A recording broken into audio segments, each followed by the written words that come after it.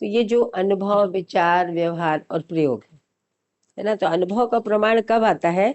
जब विचार में सर्वतोमुखी समाधान हो, है ना, और समाधान जो है वो व्यक्ति, परिवार, समाज और राष्ट्र, अंतरराष्ट्र के स्तर पर सार्वभौमिक हो। सार्वभौमिकता ही अनुभव, क्योंकि अनुभव में सत्य की स्पष्टता होती है, सत्य में अनुभव होता है, ऐसा हमने परंपरा में भी सुना है। और जो लोग अनुभव संपन्न लोग हैं वो नस्ल, जाति, रंग, भाषा, मत, पंथ, संप्रदाय, इन सभी प्रकार के भेदभाव से मुक्त प्रज्ञा स्थिति में जो मानव है वो भेदभाव से मुक्त मानसिकता में जीते हैं, ऐसा भी हम लोगों ने सुना है ना। तो मध्य दर्शन का जितना भी प्रस्ताव है वो अखंड मानव जाति के रूप में मानव चेतना को प्रस्तावित करता है। तो विचार के स्तर पर, व्यवहार के स्तर पर और उत्पादन के स्तर पर, तीनों स्तरों पर जो है सार्वभौमिक व्याख्याएं हैं। इसलिए अस्तित्व सहअस्तित्व के रूप में जो स्थापना है मध्य दर्शन में, है ना, ये अस्तित्व का अध्ययन है। तो इसको क्यों हम विकल्प बोलते हैं? क्योंकि अभी तक जो अस्तित्व के संदर्भ में जितना भी मानव जाति ने सोचा है कि हमारा अस्तित्व कहाँ से है, ये पेड़ पौधों का कैसे है, ये धरती और ये चांद तारों का अस्तित्व कैसे है, तो उन्होंने एक जो मान्यता ही रही, क्योंकि हम तो उसे जानते नहीं है, तो ये मान्यता रही कि इसको किसी ईश्वर ने बनाया है। वो ईश्वर को केंद्र में रख करके सारा वैचारिक चिंतन किया गया, उसके आधार पर परिवार व्यवस्थाएं, समाज व्यवस्थाएं, धर्म व्यवस्थाएं, शिक्षा व्यवस्थाएं, ये सब सूत्रित हुई, है ना। लेकिन उससे मानव जाति में वैचारिक अंतर्द्वंद से मुक्ति नहीं मिली, परस्पर में विश्वास की स्थापना नहीं हुई, और प्रकृति के साथ जो है मानव ने जो श्रम किया उससे समृद्धि प्रमाणित नहीं, ये नहीं हुआ, है ना। गरीब अमीर हमेशा बने रहे, तो न्याय प्रमाणित नहीं हुआ, क्योंकि गरीब अमीर रहेगा तो न्याय प्रमाणित नहीं होगा, कोई भेदभाव होगा तो न्याय प्रमाणित नहीं होगा। उसके उत्तर के रूप में जो आदर्श भौतिकवादी विचारधारा आई, उसमें ये माना गया इस अस्तित्व को किसी बिग बैंग से ये जन्म हुआ है ना। तो वो भी अभी तक प्रमाणित नहीं हुआ। और भौतिकवादी विचारधारा आने से हमको सामान्य आकांक्षा, महत्वाकांक्षा की वस्तुएं तो मिल गई, लेकिन धरती पर जो प्राकृतिक असंतुलन आया उससे मानव जाति के इस धरती पर बने रहने पर ही प्रश्न खड़ा हो गया, है ना। और अन्याय, अत्याचार के नए नए तरीके विकसित हो गए, है ना, और आदमी को खत्म करना बहुत आसान हो गया। यहाँ से बैठकर हजारों मील दूर लोगों को हम खत्म कर सकते हैं। आदर्शवाद में जितना मानव में अपराध प्रवृत्ति थी, वो जितनी परिमार्जित नहीं थी, वो अभी उससे ज्यादा है। यानी हम अभी इस धरती को मिनट में, 1 मिनट में खत्म कर सकते हैं, इस जगह पे मानव जाति आ गई। क्या हम इसको विकास बोलते हैं? है ना। क्या अस्तित्व की ही अवधारणा इस प्रकार से होती है? जो भी कुछ हुआ उसके प्रति ठीक है, जैसे हमको सामान्य आकांक्षा, महत्वाकांक्षा की वस्तुएं तो मिली, लेकिन इन वस्तुओं का लेकर हम करेंगे क्या यदि हम ही नहीं बचेंगे इस धरती पर? इसीलिए ये प्रस्ताव है कि धरती पर मानव परंपरा अक्षुण्ण रहे। वो कब अक्षुण्ण रहेगी? जब धरती पर ताप संतुलन और ऋतु संतुलन बना रहेगा, खनिज संतुलन और ऋतु संतुलन बना रहेगा। तो जो मानव के विचार में जब तक इस प्रकार की अवधारणाएं नहीं आती है, तो मध्य दर्शन सहअस्तित्ववाद कहता है, आदर्शवाद ने बोला कि चेतना से पदार्थ पैदा होता है, भौतिकवाद कह रहा है पदार्थ से चेतना पैदा होती है। ऐसा तो किसी ने आज तक देखा नहीं। मध्य दर्शन कह रहा है कि न चेतना से पदार्थ पैदा होता है, न पदार्थ से चेतना पैदा होती है, पदार्थ और चेतना दोनों सह अस्तित्व में, है ना। तो चेतना को मध्य दर्शन में व्यापक सत्ता बोला गया। क्या बोला है? व्यापक सत्ता। अभी अपन इसका अध्ययन करेंगे, पहले ये 4 आयामों का अपन अध्ययन कर लेते। तो ये विचार जो है, ये इसको कहते हैं सर्वतोमुखी समाधान संपन्न विचार, इसी को समाधान बोलते हैं।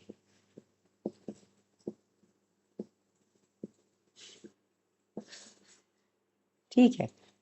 तो यहाँ पर जो है अनुभव जो है सह अस्तित्व में अनुभव, सह अस्तित्व में अनुभव का मतलब होता है कि चेतना और पदार्थ जो है सह अस्तित्व में है।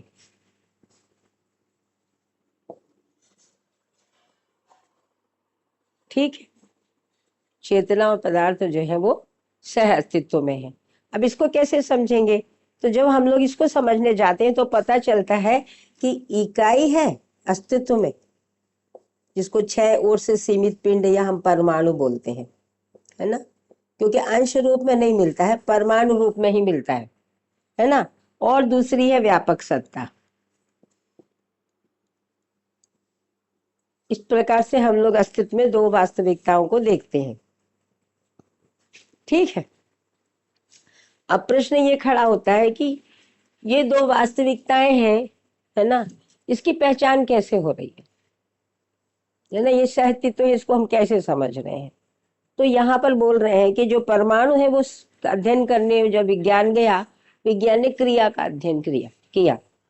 क्रिया के अध्ययन में विज्ञान ने ये पाया कि हर परमाणु ऊर्जा संपन्न है ना। अब प्रश्न ये होता है कि ये ऊर्जा कहाँ से आई, है ना, ये विज्ञान में अभी ये प्रश्न उत्तरित नहीं हुआ है। तो जिसको कहते हैं कि ऊर्जा कहाँ से आई, क्योंकि ऊर्जा के लिए कोई तो स्रोत होगा ना। तो यहाँ पर मध्य दर्शन में जो है व्यापक सत्ता को मूल ऊर्जा बोल रहे हैं। तो मूल ऊर्जा ही परमाणु में मूल चेष्टा के रूप में दिखाई देती है।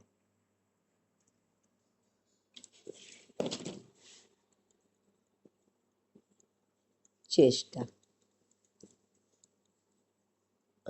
अपन इसको बाद में यहाँ टांग के देखेंगे, है ना। अब ये जो मूल चेष्टा है ना, तो मूल ऊर्जा ही कार्य ऊर्जा के रूप में, मूल चेष्टा के रूप में दिखाई देती है। कौन आया? ऊर्जा है, यही कार्य ऊर्जा के रूप में परमाणु में देखने को मिलती है। ये बात स्पष्ट हुई। तो ऊर्जा का मूल स्रोत क्या है? व्यापक सत्ता, है ना। इसको साम्य या साम्य ऊर्जा बोलते हैं, और इसको पूर्ण भी बोलते हैं। तो इसको साम्य क्यों बोलते हैं? क्योंकि इसमें कोई लय गति तरंग नहीं है और इसमें कोई क्रिया नहीं है। ऐसा हमको समझने में आता है कि ये जो शून्य है ना, जैसे मैं इस शून्य में अभी खड़ी हुई हूँ, मैं बोल रही हूँ, तो ये ऊर्जा ही तो है जिससे बोल रही हूँ। तो जो ऊर्जा भोजन से शरीर को मिलती है, हवा पानी से मिलती है ना, उसका भी ऊर्जा का स्रोत जो है ये व्यापक सत्ता ही है। तो मूल ऊर्जा तो व्यापक सत्ता है ना। तो हम इस ऊर्जा को जो है अभी तक मानव जाति पहचान नहीं पाई है। ये सबसे बड़ी समस्या हुई, जिसको मध्य दर्शन सहअस्तित्ववाद ने प्रस्तुत किया। हर इकाई मूल ऊर्जा में डूबे भीगे घिरे रहने मात्र से ऊर्जित है ना। वो कैसे पता चलता है? उसमें मूल चेष्टा है। मूल चेष्टा को जब देखते हैं तो श्रम गति परिणाम के रूप में दिखता है। ये सिद्धांत है मध्य दर्शन में, श्रम गति परिणाम का सिद्धांत। तो ये जो श्रम है, अब इसको श्रम क्यों कह रहे हैं? क्योंकि ये श्रम मानव में दिखता है। तो मानव अभी समाधानी तो नहीं है, इसलिए श्रम है ना। तो मानव ज्ञान को अनुभव पूर्वक अर्जित करता है। ज्ञान में डूबा भीगा घिरा तो है, लेकिन हर इकाइयों को अर्जित नहीं करना है ना, मानव को करना है, क्योंकि अनुभव योग्य क्षमता उसमें है ना। इसको जीवन क्रियाओं में फिर हम आगे अपन चर्चा करेंगे। तो ये श्रम जो है, ये सारा श्रम जो है, ये पूर्णता की दिशा में गतित है। क्यों गतित है? क्योंकि पूर्ण में गर्भित है। इसमें कुछ कम ज्यादा नहीं होता है ना, इसमें कुछ ऐड या माइनस नहीं होता है, इसलिए इसको पूर्ण बोलते हैं। तो पूर्ण में गर्भित होने मात्र से हर इकाई पूर्णता की दिशा में गतित है ना। तो जब परमाणु जब गति करता है और उसमें अंशों का घटना बढ़ना होता है, तो गठन पूर्णता जैसी एक घटना, जिसको विकास क्रम विकास बोल रहे हैं मध्य दर्शन में, है ना। तो विकास मतलब विकासशील परमाणु का, है ना, गठन पूर्ण हो जाना। गठनशील परमाणु का गठन पूर्ण हो जाना। गठनशील है मतलब जैसे 2 अंश का गठन, 4 अंश का गठन, 10 अंश का गठन। और ये गठन किसी निश्चित प्रयोजन से है, ऐसे ही नहीं है ना। ये प्रयोजन क्या है? परस्पर पूरकता पूर्वक सहअस्तित्व को प्रमाणित करना। सहअस्तित्व को प्रमाणित करने का मतलब है नियम नियंत्रण संतुलन को प्रमाणित करना। क्योंकि ये जो ज्ञान है ना, इसको नियंत्रण भी बोलते हैं। हर इकाई ज्ञान में नियंत्रित है। अब हर इकाई को जब नियंत्रित देखते हैं हम, तो क्या पाते हैं? नियम में नियंत्रित है। पाते हैं?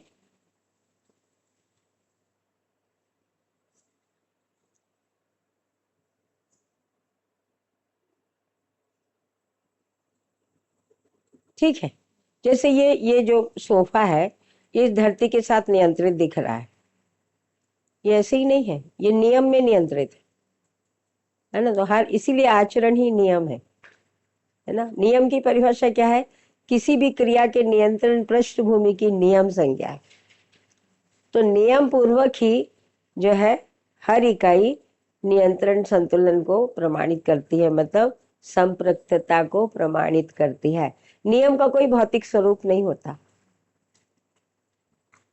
है ना, लेकिन समस्त भौतिकता नियम में नियंत्रित है। यानी जो चैतन्य क्रिया है ना, वो भी वो भौतिक स्वरूप नहीं है, लेकिन वो भी नियंत्रित है। तो हर क्रिया नियम में नियंत्रित है। इस प्रकार से भौतिक क्रिया, रसायन क्रिया और जीवन क्रिया, इसका अध्ययन मध्य दर्शन में है। तो ये सारी क्रियाओं का अध्ययन जो है ना, अभी तक जो उपलब्ध विज्ञान है वो चैतन्य क्रिया का अध्ययन नहीं करता। मध्य दर्शन में चैतन्य क्रिया का अध्ययन है। तो ये जो विश्राम है, ये मानव में ही समस्या है ना, क्योंकि वैचारिक स्पष्टता नहीं है, अपने होने की स्पष्टता नहीं है, रहने की स्पष्टता नहीं है। इसलिए मानव अभी परिवार में रहते हुए भी अपने होने रहने को मानव के रूप में नहीं पहचान पाए। तभी कैसे पहचानता है? अभी नस्ल के रूप में, रंग के रूप में, जाति के रूप में, भाषा के रूप में, मत पंथ संप्रदाय के रूप में, लिंग के रूप, लेकिन मानव के रूप में अभी वो अपने को नहीं। तो हम लोग कहते भी ना, अरे ये मनुष्य है क्या? तो मतलब अभी मनुष्यत्व क्या चीज है ये समझना शेष है ना। सबने अपनी अपनी व्याख्याएं कर रखी हैं, लेकिन उससे मानव जाति में समाधान तो उपलब्ध नहीं हो, इसलिए ये विकल्प है। तो श्रम का विश्राम हो जाए, मतलब ये सारा श्रम जो है विश्राम के लिए, ठीक है। और सारा गति का गंतव्य है ना, तो ये है गंतव्य मतलब आचरण पूर्णता।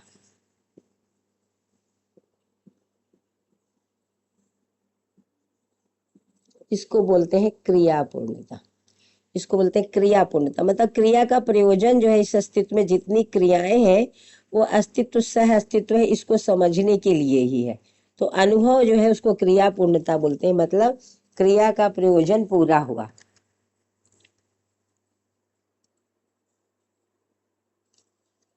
ठीक है। और परिणाम का अमरत्व गठन पूर्णता में हो जाता है।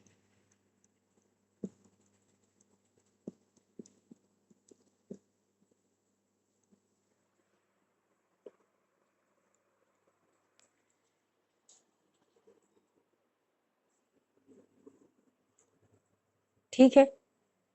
इस प्रकार से ये तीनों पूर्णताएं प्रमाणित होना बराबर सत्ता में जो संपृक्तता है वो प्रमाणित हो जाती है। ठीक है।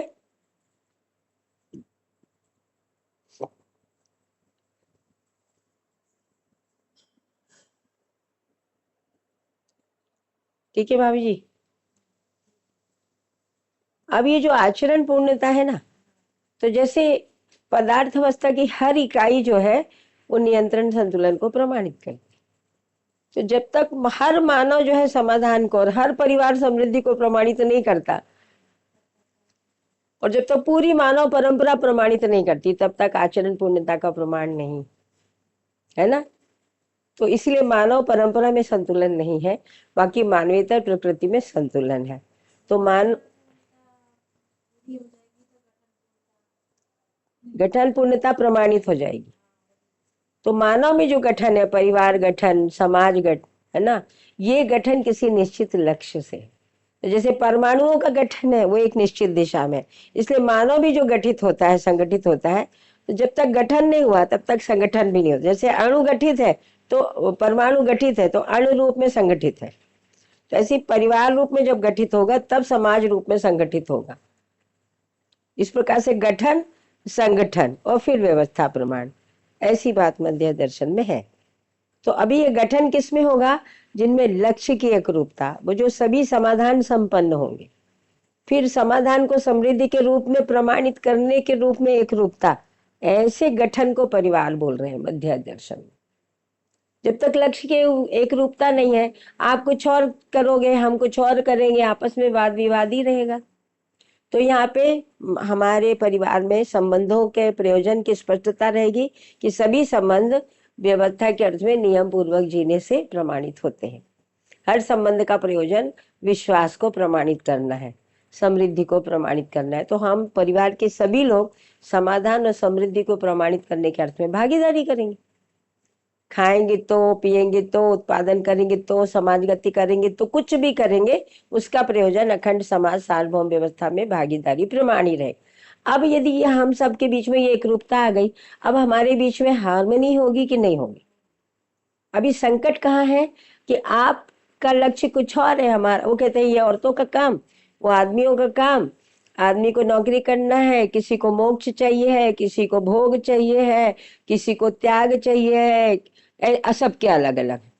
अब चार आदमी घर में, चारों की चार दिशा। अब बताओ परिवार व्यवस्था कैसे चलेगी? पहले तो खाने पीने सोने का कोई टाइम था, घर का एक अनुशासन, अब तो वो भी नहीं। तो इसीलिए लक्ष्य की एकरूपता के बगैर परिवार गठन नहीं होता, और लक्ष्य की एकरूपता के बगैर मानव जाति अग्रिम गति नहीं कर पाती। तो इस प्रकार से जो है अस्तित्व सह अस्तित्व के रूप में मानव को ही प्रमाणित करना है, और मानवीयतर प्रकृति सहअस्तित्व में है, इसको भी मानव ही समझता है ना। तब उसको समझ में आता है कि जब प्रकृति में गठन पूर्णता है ना, तब मानव में क्रिया पूर्णता और आचरण पूर्णता की अनिवार्यता को मानव जाति पहचान पाती है। इससे कम में तो नहीं पहचान पाती है।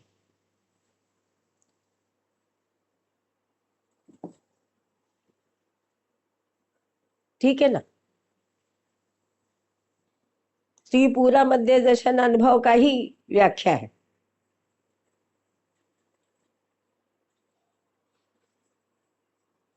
तो इस प्रकार से फिर ये श्रम गति परिणाम में फिर पदार्थ अवस्था जो है उससे अग्रिम रचना प्राणावस्था, ये गति है। पदार्थ अवस्था से प्राणावस्था में गति, प्राणावस्था से जीव अवस्था में गति, ये तीनों मिलकर के मानव को लाते हैं, है ना। तो कम विकसित अपने से अधिक विकसित को लाता है ना। तो मानव सर्वाधिक विकसित है। मानव जो है अनुभव संपन्न होकर के, है ना, और फिर अनुभव को प्रमाणित करता है। तो व्यक्ति, परिवार, समाज, राष्ट्र, अंतरराष्ट्र तक जो है आचरण के प्रमाण पूर्वक अखंड समाज सार्वभौम व्यवस्था। तो मानव संबंध में संतुलन से अखंड समाज, और प्रकृति संबंध में संतुलन से सार्वभौम व्यवस्था। इस अर्थ में ही मानव का सारा विचार, सारा व्यवहार और सारा कार्य है, तभी मानव चेतना का प्रमाण है, नहीं तो नहीं। ठीक। ये कह रहे हैं कि सहअस्तित्व में अनुभव। अब ये जो अनुभव हुआ है इसको हम पढ़ पा रहे हैं, अध्ययन कर पा रहे हैं। नहीं तो अभी तक बाबा जी क्या देते कि बेटा अनुभव तो समझने की चीज नहीं, उनके साथ ही चला जाता। अच्छा, ये ऐसा भी नहीं है कि हमारे लिए कोई बड़ा कठिन है, हम बड़ी आसानी से समझ पा रहे हैं, क्योंकि अस्तित्व के आधार पर बात हो रही है। बाबा जी ये नहीं कह रहे कि मैं कह रहा हूं इसलिए, अस्तित्व में ऐसा दिख रहा। अच्छा, विज्ञान ने सारा अध्ययन क्रिया का करके ही रखा है ना। अब यह है कि ये जो है इसकी संपृक्तता, तो इसके लक्षण जो है इकाई में दिखते हैं, है ना। जैसे ये नियम में नियंत्रित रहती है ना, ये पूर्ण है, तो इकाई में पूर्णता प्रमाणित हो रही है, मतलब इसका लक्षण उसमें दिखाई दे रहा है, पूर्णता के रूप में, निरंतरता के रूप में दिखाई दे रहा है ना, व्यवस्था के रूप में। जैसे ये अखंड है, तो मानव जाति जो पूरी प्रकृति जो है ना एक सूत्रित है, इस रूप में अखंडता प्रमाणित होती इकाइयों। तो मानव में भी एक सूत्रित नहीं है, तो अखंडता नहीं दिख रही है। तो ये जो अखंडता का, एक सूत्रता का प्रमाण इकाई में है, वही अखंड में डूबे भीगे घिरे होने का प्रमाण। ठीक है ना। तो खंड खंड में भी अखंडता प्रमाणित होती है। इसलिए अखंड समाज यदि प्रमाणित नहीं है, तो अस्तित्व सहअस्तित्व है ये भी प्रमाणित नहीं होगा, सहअस्तित्व में अनुभव हुआ है ये भी प्रमाणित नहीं। खंड खंड में भी अखंडता प्रमाणित है।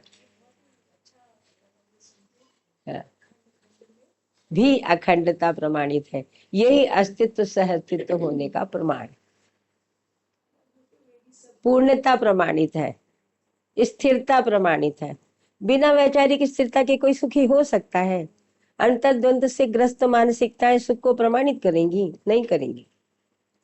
तो जब तक वैचारिक रूप से सर्वतोमुखी समाधान नहीं है तब तक मानव सुखी तो नहीं हो सकता। इसीलिए अभी के हमारे सोच विचार से बिल्कुल भिन्न बात है ये। अभी जीव चेतना में हाँ, ये वैचारिक स्पष्टता के बगैर हम है ही नहीं सुखी। मान लीजिए हमको ईश्वर के बारे में, धर्म के बारे में स्पष्टता नहीं, तो भी हम सुखी नहीं।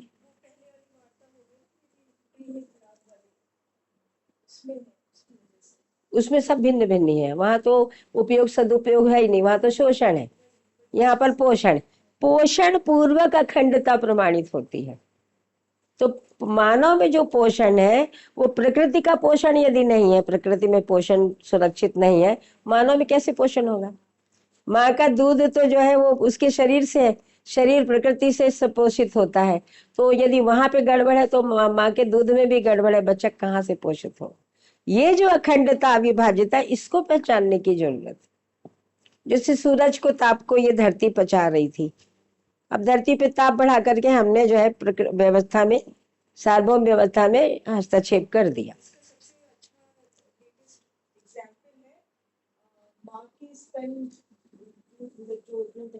ब्रेस्ट मिल्क में माइक्रो प्लास्टिक्स का होना, हम लोगों ने इतना डिजिटल कर दिया है कि जो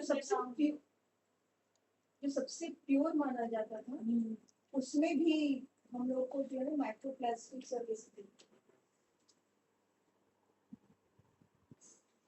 ठीक है। तो ये जो अखंडता है ना, आपको हर जगह मिलेगी। मतलब अस्तित्व सहअस्तित्व के रूप में अनंत ब्रह्मांड के स्तर तक अखंडता प्रमाणित होती है। मतलब इस धरती पे चारों वस्तुओं के साथ धरती एक इकाई है।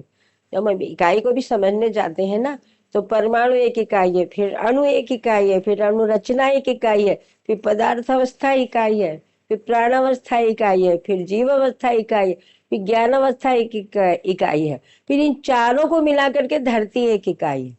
फिर धरती सोलर सिस्टम में, सोलर सिस्टम एक इकाई है, फिर एक गैलेक्सी एक इकाई है। इस प्रकार से इकाइयां परस्पर एक सूत्रित होकर के अखंडता को अनंत ब्रह्मांड के स्तर तक प्रमाणित करती हैं। तो हम जो अध्ययन कर रहे हैं ना, इसका प्रभाव कहाँ तक है? अनंत ब्रह्मांड के स्तर तक, सार्वभौम व्यवस्था तक हम उसका प्रस्ताव पढ़ रहे हैं। ये इतना जिम्मेदारी का काम है कि हम जो भी विचार कर रहे हैं, मानव के रूप में जो व्यवहार कर रहे हैं, है ना, जो कार्य कर रहे हैं, उसका प्रभाव अनंत ब्रह्मांड के स्तर तक है। हम कोई भी गलती करेंगे उसका प्रभाव उतनी दूर जाएगा, हम उतने अपराध के भागी होंगे। हम इस जिम्मेदारी के प्रस्ताव का यहाँ अध्ययन कर रहे हैं।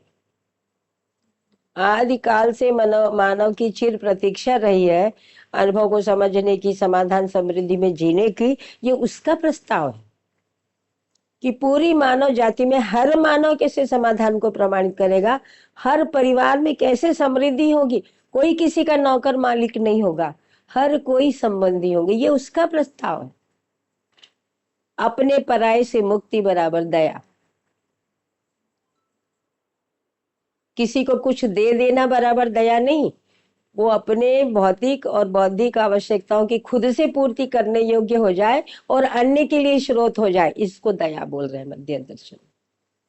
ये वो प्रस्ताव का अपन अध्ययन कर रहे हैं, इसकी गहराई समझ रहे। अस्तित्व सह अस्तित्व के रूप में अनंत ब्रह्मांड के स्तर पर जीवन विद्या वाले बताते तो हैं पर समझते नहीं, अपना पढ़ाई वो करते हैं, ये दिख नहीं रहा ना, दिख नहीं। पहले समझ में नहीं आया इसीलिए कर रहे हैं। जितनी समझ में आ जाएगा, मतलब हम उनके प्रति भी थोड़ी दया रखें कि वो लोग कोशिश कर रहे हैं, जितना समझ गए उतना कर पा रहे हैं। जितना जब समझ जाएगा तो समझने के बाद कोई रुकता नहीं, है ना। अच्छा, कोई ये भी नहीं कह रहा कि हम प्रमाणित हैं, वो कह रहे हैं हम प्रयास करते हैं, हम अध्ययन कर रहे हैं। अब ये हमारी गलती है कि हम उनको भगवान बना लें। वो तो कह नहीं रहा कि आप हमको भगवान बनाओ। हम ही ना दर्शन से जुड़ने की बजाय, दृष्टि के परिमार्जन की बजाय व्यक्ति से जुड़ जाते हैं। व्यक्ति पूजा का हमको अभ्यास है, हम करने लगे। वो व्यक्ति थोड़ी कह रहा है, दर्शन में क्या लिखा हम इसको समझने के बजाय व्यक्ति क्या कह रहा है। हम अभी अध्येता है, हो सकता है हम कुछ गलत बोल सकते हैं, या हम भास आभास के स्तर पर बोल रहे हैं, अभी प्रतीति के स्तर पर नहीं बोल रहे हैं, तो अधूरी ही बात जाएगी। अनुभव से पहले तक हम अनुभव के प्रकाश में आपसे बातचीत कर रहे हैं, अभी हमारा अनुभव नहीं है। तो अनुभव के अध्ययन पूर्वक जो अनुमान बना है, हम उस अनुमान से आपसे बात कर रहे हैं। हमारे लिए अभी ये मान्यता ही है। जब हम अनुभव संपन्न हो जाएंगे तब वो मान्यता होगी। तो हम पे भी दया की जाए, उन लोगों पे भी दया की जाए, है ना। अनुमान पूर्वक ही जो है अवधारणा की परिभाषा को जब हम लोग पढ़ते हैं, तो बाबा जी ने लिखा है अवधारणा की परिभाषा में, अनुमान की पराकाष्ठा। पराकाष्ठा मतलब हम मानव परंपरा में जो व्यक्ति के रूप में होने या मानव के रूप में होने और रहने को अनंत ब्रह्मांड के स्तर तक पहचान रहे हैं। तो हमारा अनुमान कहाँ तक कनेक्ट हो गया? अनंत ब्रह्मांड के स्तर तक। इसको बाबा जी ने जो 11वां अध्याय है मानव व्यवहार दर्शन का, है ना, उसमें लिखा है सबसे नीचे 79 पेज पर बाबा जी लिख रहे हैं, अध्याय 11 है कि सामाजिक स्तर पर सार्वभौमिक सिद्धांत के आविष्कार को नियम की, नियम को व्यवस्था के स्तर पर व्यवस्था पूर्वक व्यवहार करते हुए न्याय की, न्याय को अंतरराष्ट्रीय स्तर पर परस्पर समाधानित विचार पूर्ण नीति द्वारा व्यवहार करते समय धर्म की, और धर्म को ब्रह्मांड के स्तर पर व्यवहार करते समय सत्य की, और अनंत ब्रह्मांड के स्तर पर व्यवहार करते समय उसे सहअस्तित्व की, और सहअस्तित्व में मानव के द्वारा अनुभव की दशा में आनंद की, तथा आनंद को व्यक्तिगत जीवन में आचरित करने की जागृत जीवन संज्ञा है, जो दया, कृपा और करुणा। तो ये अनंत ब्रह्मांड तक के स्तर पर सहअस्तित्व है। तो जो उसको कह रहे हैं कि परस्पर समाधानित विचार पूर्ण नीति द्वारा व्यवहार करते समय धर्म की, और धर्म को ब्रह्मांड के स्तर पर व्यवहार करते समय सत्य की। ब्रह्मांड मतलब एक गैलेक्सी, उसकी परिभाषा है ब्रह्मांड की, जिसमें अनेक सौरव्यूह हों, वो गैलेक्सी में ही होते हैं। तो हम किसी न किसी एक ब्रह्मांड के हिस्से तो हैं ही, है ना। इस प्रकार से जो मानव का, जिसको जब हम कर्ता कारण उद्देश्य फल एवं प्रभाव मध्य दर्शन में पढ़ते हैं, है ना, तो मानव का जो कर्म है, हम जो भी कुछ बोल रहे हैं, जो किसी से बोलने के लिए प्रेरणा दे रहे हैं, है ना, या किसी का अनुमोदन है कि हाँ तुम सही हो, ये इसका प्रभाव परिवार व्यक्ति पर, परिवार व्यक्ति का प्रभाव परिवार पर, परिवार का समाज पर, समाज का राष्ट्र, राष्ट्र का अंतरराष्ट्र, अंतरराष्ट्र मतलब इस धरती का दूसरी धरती पर जो प्रभाव है। एक धरती को राष्ट्र के रूप में मध्य दर्शन में बोल रहे हैं। जब तक ये परंपरा नहीं बनती तब तक भारतवर्ष और अमेरिका राष्ट्र रहेगा। जब ये पूरी अखंड समाज सार्वभौम व्यवस्था प्रमाणित हो जाएगी, तब धरती एक राष्ट्र के रूप में हो। फिर इस धरती का अन्य धरतियों के साथ, अन्य ग्रह गोल नक्षत्रों के साथ क्या भूमिका है, वो समझ में आएगी। अभी तो हमको अनुमान लगता है, और अनुमान कैसे लगता है कि सूरज को ठंडा करने का काम धरती कर ही रही थी, उसके ताप को पचा ही रही थी, क्योंकि जब भी कहीं ताप बढ़ता है उसके आसपास के जो स्वभाव गति में परमाणु है वो अपने में पचा लेते हैं। तो जो स्वभाव गति में रहता है वही किसी के आवेश को पचा सकता है। आवेशित थोड़ी पचाएगा एक दूसरे को, तो चेन रिएक्शन होगा। इसलिए कम से कम एक मानव का मानवीय चेतना में जीना जरूरी। जैसे बाबा जी को चेतना में जिए, हमको विश्वास हुआ हम भी जी सकते हैं, है ना। अब प्रश्न होता है कि वातावरण नहीं दिख रहा है, तो अभ्यास दर्शन में लिखा है जब वातावरण और परिस्थितियां अमानवीय हो तो स्वयं का मानवीयता से परिपूर्ण हो जाना एकमात्र अवसर। आप खुद हो जाओ, आप दूसरे से क्यों कह रहे हो? आपके पास खुद क्वालिटी है, आप करो ना। तो ये वो प्रस्ताव है, उस तरीके का सहअस्तित्व है। अब ये सहअस्तित्व संपन्न विचार, जिसको सर्वतोमुखी समाधान हम बोल रहे हैं, है ना, यहाँ पर बौद्धिक नियम, सामाजिक नियम और प्राकृतिक नियमों की स्वीकृति होती है, और इन नियमों पूर्वक 10 सोपान में है ना, परस्पर पूरकता पूर्वक न्याय धर्म सत्य प्रमाणित होता है ना। तो न्याय किसको कह रहे हैं? समाधान समृद्धि संपन्नता न्याय, समाधान समृद्धि सुलभता बराबर धर्म, और समाधान समृद्धि व्यवस्था प्रमाण सार्वभौम व्यवस्था प्रमाण बराबर सत्य। क्योंकि हम लोग इसमें भी हमने परिभाषा पढ़ी कि धर्म को ब्रह्मांड के स्तर पर व्यवहार करते समय सत्य की संज्ञा, अभी अपन ने रेफरेंस पढ़ा। तो धर्म मतलब सुख, जब सभी सुखी हो जाएंगे, मतलब सभी समाधान संपन्न, सभी समृद्धि संपन्न हर परिवार, तब सुख सूत्रित हो जाएगा, तब व्यवस्था प्रमाणित हो जाएगी। तो अनंत ब्रह्मांड के स्तर पर सत्य प्रमाणित होता है, सार्वभौम व्यवस्था में सत्य प्रमाणित होता है, इससे कम में नहीं होता। तो इस न्याय सुलभता बराबर धर्म और व्यवस्था प्रमाण बराबर सत्य, 10 सोपान प्रमाणित हो गए मतलब सत्य प्रमाणित हो गया। बेसिक उसमें न्याय को जैसे संबंध से ले लेते हैं, धर्म को व्यवस्था के अर्थ में ले लेते हैं। तो किसी भी मानव के साथ न्याय उसको समाधानित होने में सहायक हो जाना, ये सबसे बड़ा उपकार है। वो समझदार हो जाए। समृद्धि तो वो मेहनत से कर ही लेता है, यदि उसके पास संसाधन नहीं है तो उसको संसाधन दो। इसलिए पारितोष और पुरस्कार की व्यवस्था है कि जो मानव अपने कर्म से, वचन से, व्यवहार से, आचरण से जो है मानव प्रयोजन को प्रमाणित करेगा, बौद्धिकता को प्रमाणित करेगा, उसको समाज पुरस्कृत करता है, आज भी करता है, आगे भी करेगा। क्योंकि ये जो पैसा इकट्ठा हो गया है लोगों के पास, ये धरती तो किसी के पिताजी की है नहीं, सबने घेर घेर के इसको अपना अपना बना लिया। 1000 एकड़ जमीन एक एक परिवार के पास है, ये अपराध है। इसके कारण से कुछ लोग गरीब हैं। अब गरीब अमीरी में संतुलन हुए बगैर न्याय प्रमाणित हो जाएगा, है ना? नर नारी असमानता होते हुए परिवार बन जाएगा? नहीं बनेगा। बाबा जी ने लिखा है कि नर नारी में समानता को नहीं पहचाना, मानव चेतना को नहीं पहचाना तो परिवार नहीं बनेंगे, क्योंकि विश्वास की स्थापना ही नहीं होगी, माता पिता ही स्रोत नहीं होंगे। अभी यही तो हो रहा है, माता पिता में ही परस्पर विश्वास प्रमाणित नहीं है, बच्चे कहाँ से सीखेंगे भाई? तो ये ऐसा नहीं, नर नारी समानता का मुद्दा जो है ना, ये परंपरा प्रमाण का मुद्दा है, हमारे बच्चों के समाधान समृद्धि पूर्वक जीने का मुद्दा है। ये कोई विद्रोह नहीं है, ये आवश्यकता है मानव जाति की। यदि मानव को न्याय में जीना है तो कोई शोषित रहेगा, कोई शोषक रहेगा, ऐसा नहीं, कोई शोषण करेगा, कोई शोषित, ऐसा नहीं होगा। कैसे विश्वास की स्थापना होगी, आप सोचकर देखो। इसीलिए समाज शास्त्र में बाबूजी ने लिखे शोध के 3 ही मुद्दे हैं। सर्वतोमुखी समाधान कैसे संपन्नता कैसे हो, असमानता का निराकरण कैसे हो, और सर्व शुभ कैसे घटित हो। क्योंकि सबका शुभ हुए बगैर न्याय तो प्रमाणित नहीं हो।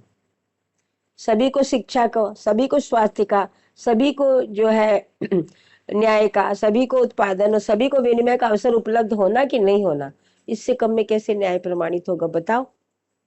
तो परिवार मूलक स्वराज व्यवस्था से कम में ये होने वाला नहीं। ठीक।